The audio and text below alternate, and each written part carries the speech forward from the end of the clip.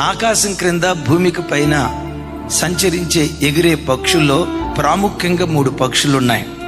Number 1 పావురం, number 2 పక్షిరాజు, number 3 శంకుబుడి కొంగ. వీటిలో ఉన్న ప్రత్యేకత ఏంటో తెలుసా?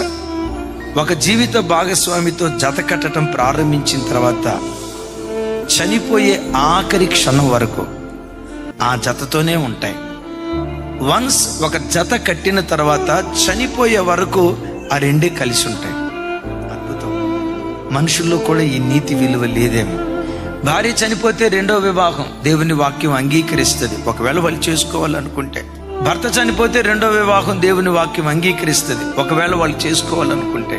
కానీ భర్త బ్రతికొండగా, భార్య బ్రతికొండగా ఒక పురుషుడు అక్రమ దారులకు వెళ్ళటం అది అక్రమ సంబంధం. ఎక్కడ చూసినా వివాహ వ్యవస్థ దారి తప్పిపోతుంది.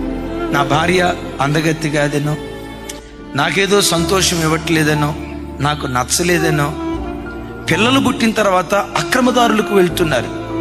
మనుషుడ విను, బోధించే నేను, వింటున్న మీరు. నీతి కలిగిన న్యాయాధిపతి అయిన దేవుని ఎదుట నిలవబడే రోజు ఒకటి ఉంది. నీవు చేసిన ప్రతి చర్యను బట్టి, దేహంతో జరిగించిన ప్రతి పనిని బట్టి దేవుడు లెక్క అడుగుతాడు. We are accountable.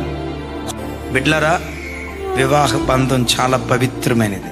నా చేతులు జోడించి దండం పెట్టి చెప్తున్నా, వన్స్ ఒక్కసారి వివాహమైన తర్వాత ఆ భర్త మంచోడైనా కాకపోయినా ఒకే భర్త. ఆ భార్య అందగత్తైనా కాకపోయినా, నేను సుఖపెట్టేదైనా కాకపోయినా ఒకే భార్య. అలాంటి నీతి విలువలతో మన కుటుంబాలను కట్టుకునే కృప దేవుడిచ్చునుగాక.